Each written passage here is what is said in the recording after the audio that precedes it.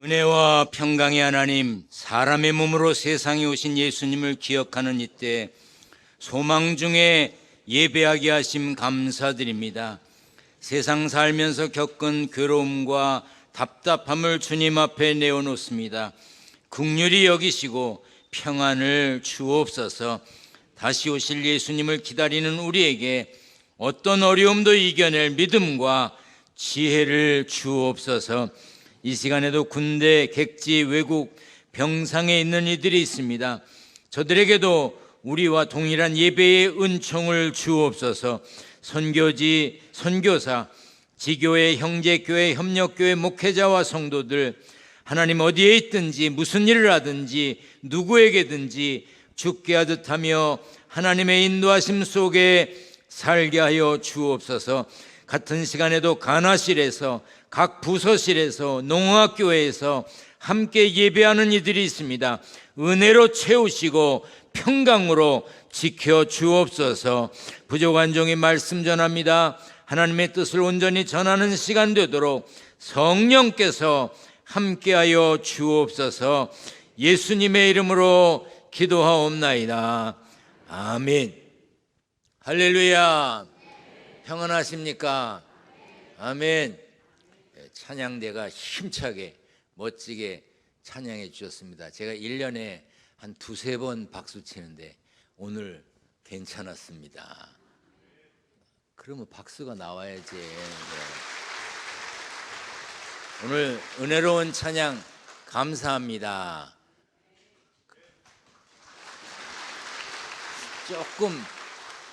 조금 소통이 잘 안 되는 것 같아요. 예수 믿는 우리는 다시 오실 예수님을 기다리는 사람들입니다. 다시 오실 예수님을 기다리는 대강절, 강림절에 기다리는 시간도 의미 있게, 알차게, 죽게 하듯 하면서 경건하게 지내고 기쁘고 감사한 성탄절을 맞으시기를 주님의 이름으로 부탁드립니다. 아멘. 우리가 해마다 이맘때면 공식적으로 영어를 많이 사용합니다. 메리 크리스마스라는 정말 한국 사람 누구도 모르지 않는 영어, 잘못했다고 아무도 비난하지 않을 영어. 옆에 분과 우리 영어로 이야기합니다. 메리 크리스마스. 이 정도예요. 기둥교회 성도들은 영어를 이렇게 잘해. 할렐루야. 우리 성경을 들고 고백합니다. 저는 예수 믿어 구원받았습니다. 저는 예수 믿어 하나님 자녀 되었습니다. 저는 예수 믿어 천국 백성 되었습니다. 하나님께서 선물로 주신 오늘 하나님 말씀으로 가르침을 받습니다. 눈을 열어 주의 법 안에 있는 놀라운 진리를 보고 깨닫게 하소서. 아멘으로 순종하여 하나님께 영광 돌리는 삶 되게 하소서. 아멘. 그런 삶이 되시기를 축원합니다. 이사야는 예언자입니다. 이사야, 이 성경은 예언서라고 말합니다. 보통 예언이라고 하면 미리의 자의 말씀 원자를 생각해서 앞으로 될 일을 미리 말하는 것으로 생각합니다.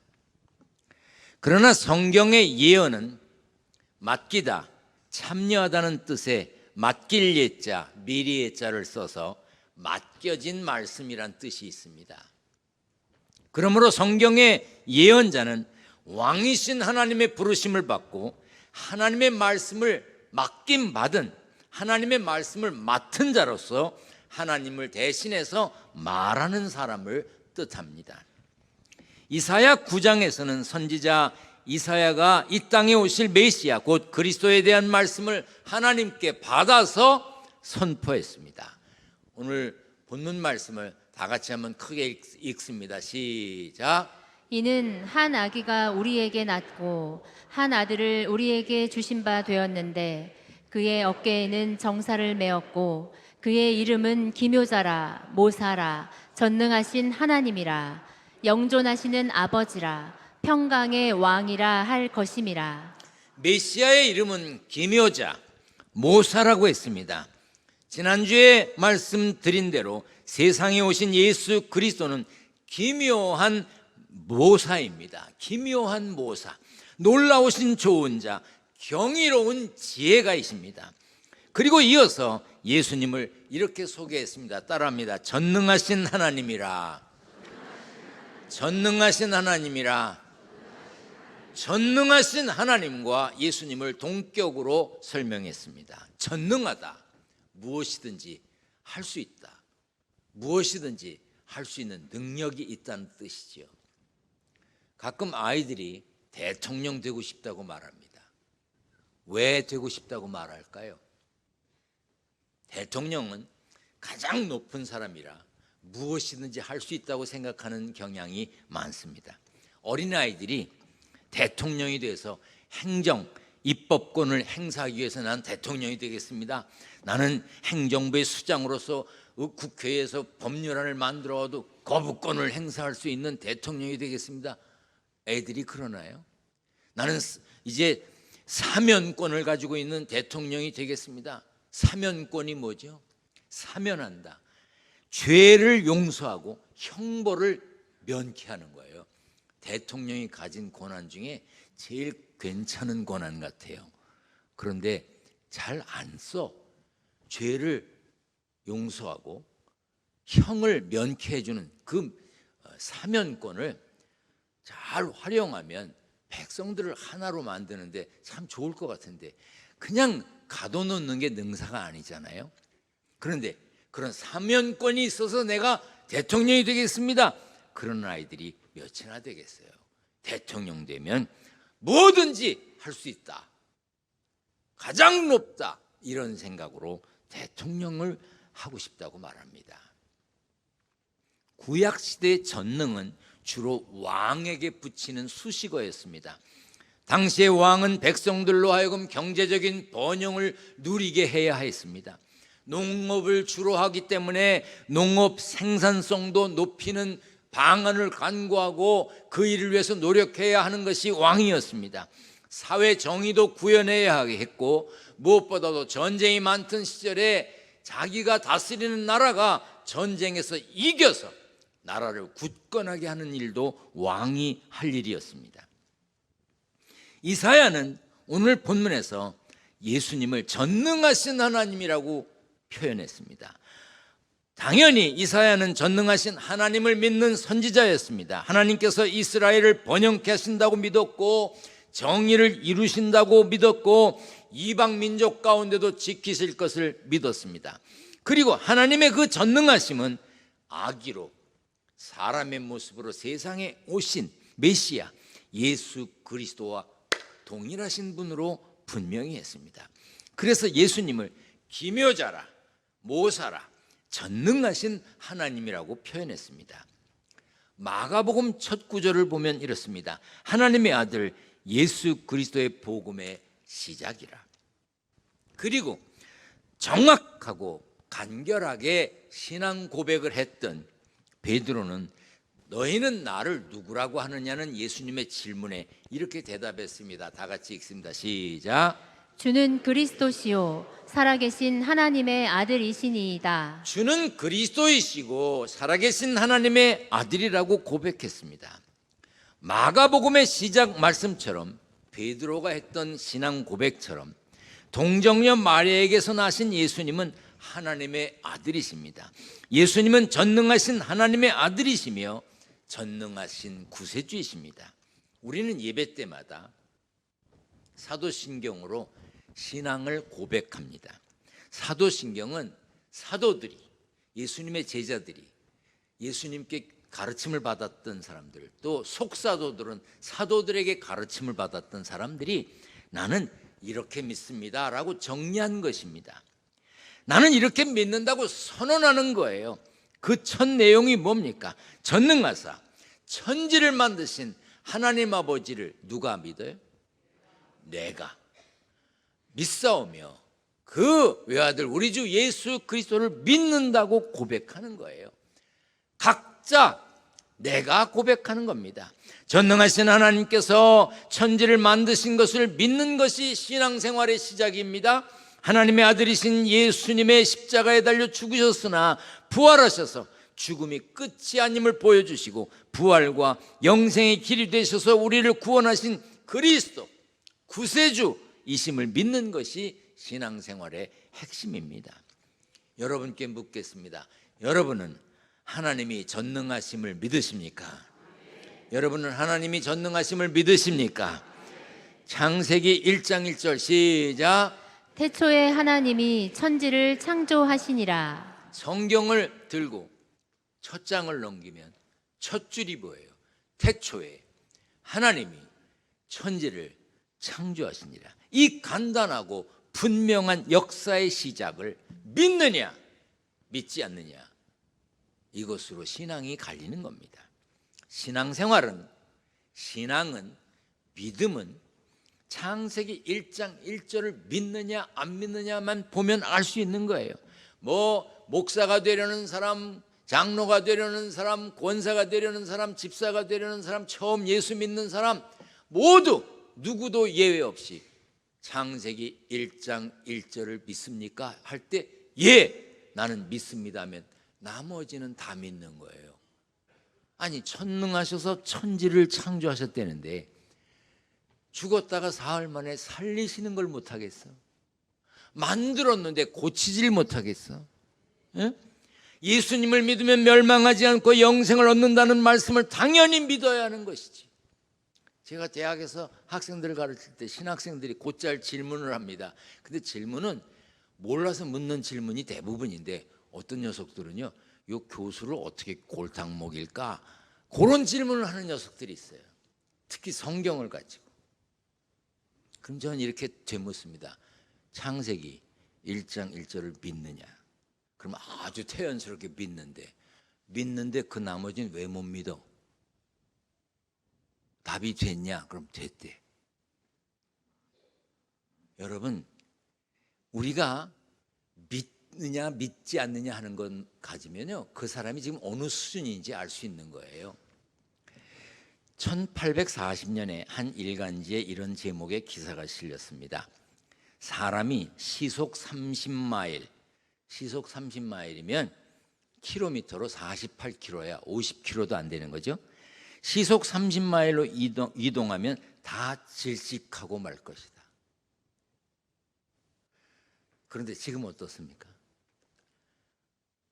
100km를 넘게 달려갖고 위험하니까 시속 100km로 달리라고. 어떤 도로는 110km도 있지. 그런데 여러분, 정말 속도를 지켜서 왔습니까? 오늘 교회 오실 때 시속 50km 미만으로만 오신 분 계세요? 살짝 넘었지요. 근데 안 죽었잖아.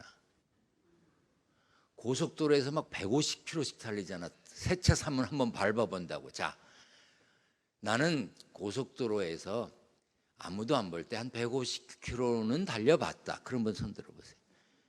달리는 건 뭐 안 걸렸으니까 괜찮은데 달리고 안 달린 척하는 건 죄야. 그럼 난 달려봤다.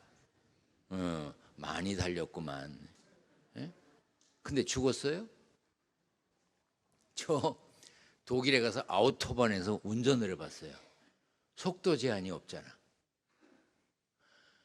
마음껏 달릴 수 있는데 차가 시원찮아서가 아니라 제가 무서워서 못 달리겠더라고. 무서워서. 백 밀어보고 가려고 그러면 뻥뿅 하고 가는 거야. 저 뒤에 있던 차가. 무서워서. 그래도 안 죽잖아요. 그러니 이 사람 1840년에 이 말을 한 사람은 시속 30마일, 약 48km 이상 달리면 다 질식하고 말 것이다. 얼마나 무식한 소리예요. 1901년 기사에는 인간이 하늘을 날도록 하는 실제적인 기계 조립은 불가능하다 그랬어요. 그런데 지금 어때요? 비행기 여행이 일반화되었습니다. 1926년 신문 기사에 누가 달에 가겠다는 불가능한 꿈을 꾸겠는가? 그런데 그로부터 43년 뒤 1969년 7월 20일 닐 암스트롱이 아폴로 11호를 타고 달에 가가지고 달을 밟았습니다. 그때 중계를 했어. 중계. 그 달을 처음 발 딛는 거 보신 분 손 들어봐. 중계로 저는 봤어요. 높이 들어봐요. 예, 연식이 오래된 분들이야.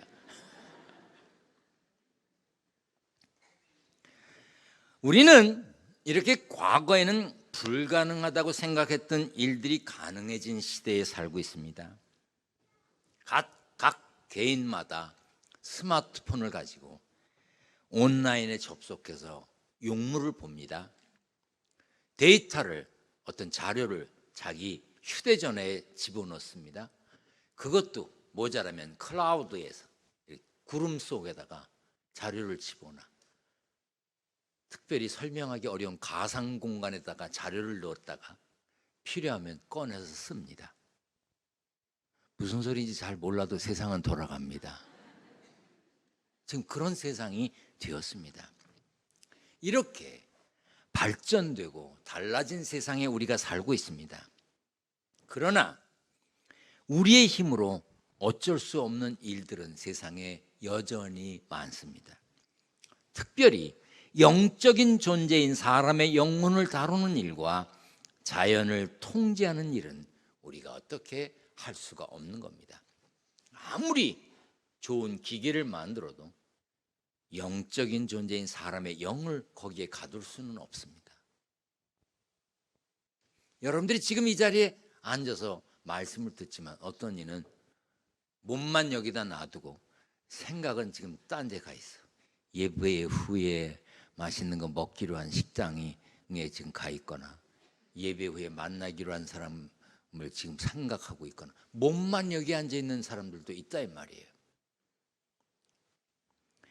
어느 안식일에 가버나움 회당에 들어가셨던 예수님은 귀신 들린 사람을 만나셨습니다. 귀신 들린 사람은 안에 들어가 있던 그 악한, 귀신 들린 사람 속 안에 들어가 있던 그 악한 영은 예수님이 누구신지 단번에 알아봤습니다. 여러분, 귀신도 예수님을 알아봅니다. 여러분들이 성령 충만하고 영적인 생활을 하면 귀신도 여러분을 알아봅니다. 아멘. 무당이 굿하는 데 가면 재수 없는 게 왔다 물러가라 그러잖아. 그 여러분이 가서 그런 거야. 그런데 굿하는 데 갔는데도 아무 반응이 없어. 그러면 여러분들은 영적 생활을 하지 않는 거예요. 귀신이 더 잘 알아. 예수님을 보고 놀란 악한 영에게 예수님이 명령하셨습니다. 잠잠하고 그 사람에게서 나오라. 새롭게 번역된 성경엔 뭐라고 되어 있냐면 입을 다물고 이 사람에게서 나가라 그랬어요. 제가 번역하면 이렇게 하겠어요. 입 닥치고 나가. 이게 더 뜻이 더 잘 통하는 것 같아요. 예수님의 명령을 들은 귀신은 들어가 있던 사람에게 경련을 일으키고 큰 소리를 지르며 나왔습니다. 그 모습을 보았던 사람들은 놀라서 이야기했습니다. 더러운 귀신들에게 명한즉 순종하는도다. 어떻게 된 거야? 저 더러운 귀신에게 예수님이 명령하니까 그 귀신이 순종을 하네 하고 놀랐습니다. 시간이 지나 예수님이 제자들과 함께 갈릴리 호수를 건너실 때였습니다. 큰 풍랑이 일고 물결이 높아졌습니다. 배 안으로 물이 들어왔어요. 위급한 상황이 벌어졌습니다. 제자들은 잠들어 계시는 예수님을 깨워 도움을 청했습니다. 예수님은 짧게 명령하셨어요. 마가복음 4장에 보면 잠잠하라, 고요하라 그러셨어요. 자, 막 풍랑이 일고 배가 흔들리고 막 난리가 났습니다. 제자들이 죽게 됐다고 느꼈습니다. 근데 배에서 예수님이 주무시고 계셨어요. 예수님 도와달라고 살려달라고 그랬어요. 근데 그때 예수님이 잠잠해라, 고요해라 그러셨어요. 근데 어떻게 하셨을까? 영화에서처럼 잠잠해라, 고요해라 그러셨을까? 소리를 지르셨을까? 잠에서 깨셨으니까 잠잠해라, 고요해라 그러셨을까? 그건 여러분들 상상에 맡깁니다. 그러자 어떤 일이 일어났습니까? 바람이 그치고 아주 잔잔하여 지더라. 더러운 귀신도 바람도 풍랑도 예수님의 말씀에 정리가 됐습니다. 과학이 계속해서 발전하면 악한 영이 과학을 이용하는 사람에게 순종할까요? 시간이 지나면 바람과 풍랑이 우리의 명령을 따를까요? 그것은 과학으로, 기술로 되는 게 아닙니다. 전능하신 하나님의 역사, 예수님의 이름으로 명령할 때 일어나는 기적일 뿐입니다. 하나님의 역사는 과학이나 기술로 설명하거나 이해할 수 없는 것입니다. 가정에서 내가 어떻게 할 수 없는 일이 있어서 염려가 되시나요? 일터가 생각대로 되지 않고 내 뜻대로 움직이지 않아서 마음 아프신가요? 마음의 평안을 갖고 싶고 몸도 건강하고 싶은데 좋은 곳에도 가고 좋은 것을 먹어도 괜찮아지지 않습니까? 어떻게 해야 될까요? 전능하신 하나님의 아들 예수님의 이름으로 기도해야 합니다. 기도해야 합니다. 예수 이름으로 기도해야 응답받습니다. 다만 내가 하는 기도대로가 아니라 하나님의 뜻을 이루실 것이고 나는 그 뜻 안에 있을 뿐입니다. 그런데 사람들은 얼마나 실수가 많습니까? 얼마나 함부로 생각합니까? 자기가 실수가 많은 사람인 걸 인정하지 않고 자기 판단이 절대라고 생각할 때가 많습니다. 미국 조지아주의 아틀란타라고 하는 곳이 있습니다. 아주 살기가 좋아서 한국 사람들도 많이 사는 데지요. 거기 수전 호지슨이라고 하는 분이 가족 여행을 떠났습니다. 여행에 가서 잘 놀았어요. 잘 놀고 돌아왔습니다. 근데 기절초풍할 일이 생겼습니다. 집이 없어졌어. 주택인데. 여러분들이 휴가를 갔는데 갔다 와보니까 집이 홀랑 없었어. 아주 깔끔하게 정리가 됐어. 물건도 없고 아예 집 자체가 없어졌어요. 너무 놀래가지고 옆집 사람에게 물어보니까 어느 날 포크레인이며 뭐 이런 게 와서 집을 때려 부시더래요. 그래서 여기 집주인이 있고 그 집주인이 지금 휴가를 왔는데 남의 집을 때려 부시면 어떡하냐 그랬더니 남의 일에 상관 말고 가만히 있으라 그러더래. 나는 내가 할 일을 할 뿐이라고. 헐어버린 거예요. 어떻게 된 건가 나중에 알아보니까 그 철거 작업하는 사람이 주소를 잘못 알아가지고 멀쩡한 집을 때려 부신 거예요. 여러분, 그 철거 작업하는 사람이 주소 확인을 안 했을까요? 했죠. 그런데 자기가 잘못해놓고 완벽하게 했다고 생각하는 거예요. 사람은 이처럼 실수가 많습니다. 금요일 날 전국의 전현직 기독대학교의 총장님들이 오셨어요. 그런데요, 밥 먹을 때 밥 흘리는 분도 계시더라고. 뭘 놔놓고 못 찾는 분도 계시고, 선물을 드렸는데 한참 가다가 도로 와서 가져가는 분도 있고, 공부 많이 하고 좋은 자리에서 일하던 분들도 다 똑같아. 여러분은 실수 없습니까? 저는 요즘에 엘리베이터를 타면요 정신 바짝 차립니다. 왜냐하면 어느 날 엘리베이터를 탔는데 한만 기다려도 문이 안 열리는 거예요. 진짜로 이게 이상하다. 왜 고장났나 막 이랬더니 어디 가는지 누르질 않았어. 사람 다 똑같아요. 멀쩡한데 이상한 짓 하는 사람 많아요. 예수님은 분명히 인간의 몸으로 세상에 오신 분입니다. 십자가를 지시며 괴로워하셨고 나사로를 보시며 눈물을 흘리셨고 배가 고프셔서 허기를 느끼신 분입니다. 그러나 예수님은 동시에 전능하신 하나님이십니다. 실수가 없으신 분이십니다. 우리가 찬양할 때 그러죠. 신실하신 하나님, 실수가 없으신 좋으신 나의 주. 신실하신 하나님, 신실하신 하나님, 실수가 없으신 하나님 찬양합니다. 왜요? 우리는 실수가 많기 때문에. 어떤 때는 기도하면서 그런 기도합니다. 저도 그렇게 기도했던 적이 있습니다. 하나님, 이거 실수하신 거 아닙니까? 왜 제가 이런 일을 겪어야 됩니까? 하나님, 이거 너무 하시는 것 같아요. 뭘 보려면 제대로 보세요. 뭘 지켜주시는 거예요? 너무 답답하니까 그런 하소연을 한 적도 있습니다.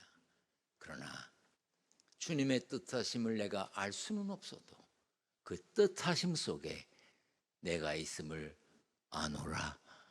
시간이 지나서야 깨닫는 거예요. 지금 예수님을 기다리는 강림절 대강절입니다. 예배하는 나에게 오셔서 기도하고 부르짖는 내 삶에 임하셔서 내 삶을 회복시키시고 실수가 없으신 전능하신 하나님, 그분이 내 삶을 주관하실 것을 믿고 그분이 세상에 사람의 몸으로 오신 날을 기다리는 거예요. 사모하는 거예요. 감사하는 거예요. 기도하면서, 기대하면서, 기다리면서 하나님의 뜻을 구하는 복된 삶의 주인공이 되시기를 축원합니다. 축원합니다. 전능하신 하나님, 하나님과 동일한 성품, 똑같은 모습을 지니신 예수 그리스도의 이름으로 기도합니다.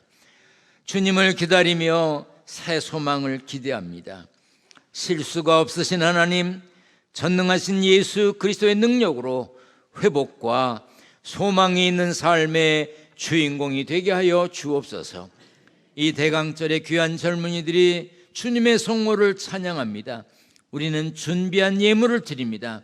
하나님 받으시고 구별하시며 축복하여 주옵소서. 우리 주님 예수 그리스도의 이름으로 기도하옵나이다. 아멘.